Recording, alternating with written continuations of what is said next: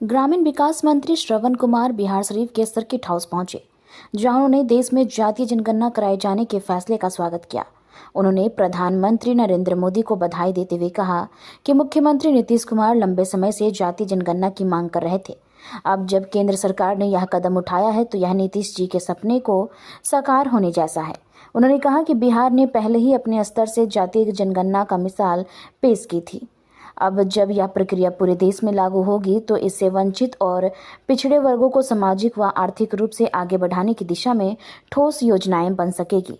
शराबबंदी के मुद्दे पर मंत्री ने नेता प्रतिपक्ष तेजस्वी यादव पर तंज कसते हुए कहा कि ना राधा को 9 मन घी मिलेगी, ना राधा नाचेगी।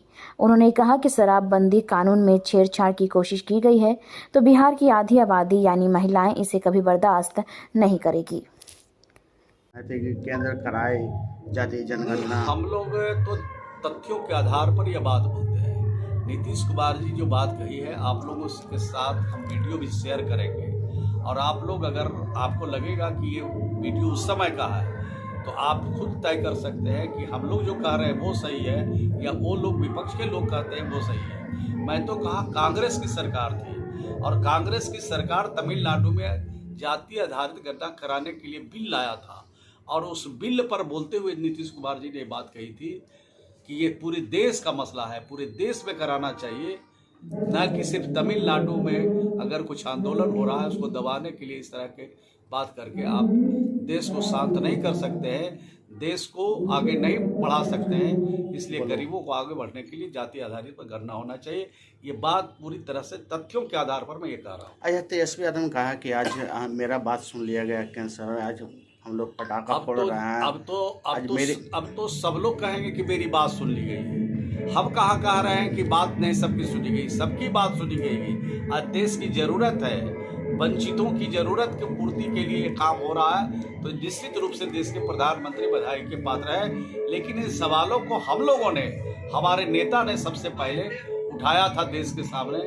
तो आप सोच सकते हैं कि हमारी दृष्टि कहाँ थी। हमारी दृष्टि देश की जनगणना पर थी और जनगणना कराने की घोषणा के लिए देश के प्रधानमंत्री को बधाई। न उनको राधा को न 9 मन घी होगा, न राधा नाचेगी, न उनकी सरकार बननी है और न संशोधन का सवाल है। बिहार में जो शराबबंदी हुई है, शराबबंदी से गरीबों को बड़ा भारी लाभ हुआ है। और मैं बता दूं कि शराबबंदी के बाद 11% दूध की बिक्री बिहार में बढ़ी है। यहाँ 16% मिठाई की बिक्री बढ़ी है बिहार में। 19% सिलाई मशीन की बिक्री बढ़ी है, जो गांव के हमारी महिलाएं सिलाई का कटाई का काम करती है। यहाँ पर 44% रेडीमेड कपड़े की बिक्री बढ़ी है और यहाँ पर 12% महिला हिंसा में कमी आई है और 55% रोड एक्सीडेंट की घटनाओं में कमी आई है। तो ये परिवर्तन है। जो 300 रुपया कमाता था अब उसके घर में दूध जा रहा है और शराबबंदी के पहले ये 300 में उसका 250 रुपया बाजार में रह जाता था। 50 रुपया में 2 टाइम का भोजन भी नहीं चलता था। तो राज्य के गरीबों को जो अच्छा हुआ, भला हुआ और गरीब हमारे आज बहुत खुश है, प्रसन्न है। तो आप समझ सकते हैं कि कितना लाभ इससे हुआ है। इसमें कोई छेड़छाड़ अगर की जाएगी तो देश की जो आधी आबादी है, राज्य की आधी आबादी महिलाएं, वो बर्दाश्त नहीं करेगी। उनके खिलाफ आंदोलन यानी कहा जाए कि 2025 में नीतीश कुमार की सरकार बनी।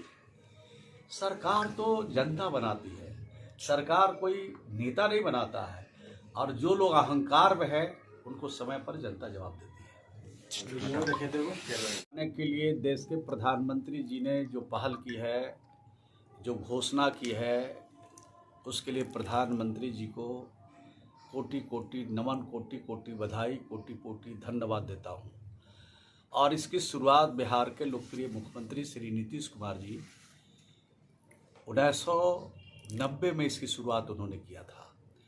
और देश के महामहिम राष्ट्रपति जो अभी दिवंगत है, आदरणीय स्वर्गीय ज्ञानी जैल सिंह जी से प्रेरणा उनको मिली। ज्ञानी जैल सिंह ने माननीय नीतीश कुमार जी को फ़ोन करके अपने कहा कि एक बात की जानकारी देना चाहते हैं। वो अपने आना चाहते थे उनके घर पर, लेकिन माननीय मुख्यमंत्री श्री नीतीश कुमार जी उनके घर पर जाके पूरी बात को उनसे समझने की कोशिश की। तो ये जो बात जनगणना की है, वो जनगणना की बात ज्ञानी जैल सिंह ने बिल्कुल उनको समझाया और माननीय मुख्यमंत्री जी ने इस पर पहल 1990 से करना शुरू किया। 1994 में लोकसभा में भी उन्होंने इस बात को जोरदार तरीके से रखा और उस समय कांग्रेस की सरकार थी। नरसिम्हा राव जी देश के प्रधानमंत्री थे और प्रधानमंत्री से उन्होंने अनुरोध किया कि जाति आधारित गणना किया जाना चाहिए।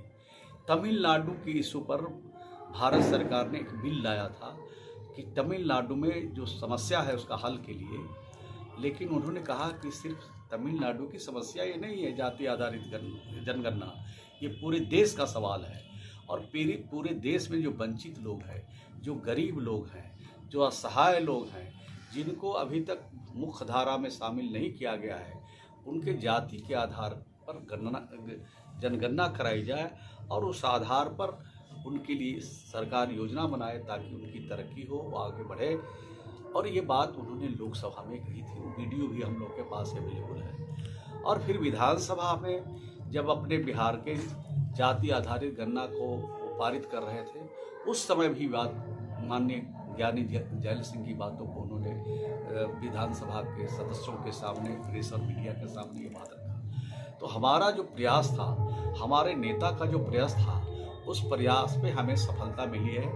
बिहार के लिए तो पहले हम लोगों ने गणना करा दिया, अब पूरे देश में ये जाति आधारित जनगणना हो रहा है। इससे हम सब लोग प्रसन्न हैं, खुश हैं। और देश में जो कमज़ोर लोग हैं, जो वंचित लोग हैं, जो सताए गए लोग हैं, जिनको अभी तक विकास की रोशनी से कोसों दूर रखा गया है, उस सबको इसका लाभ मिलेगा जब ये गणना का काम पूरा हो जाए।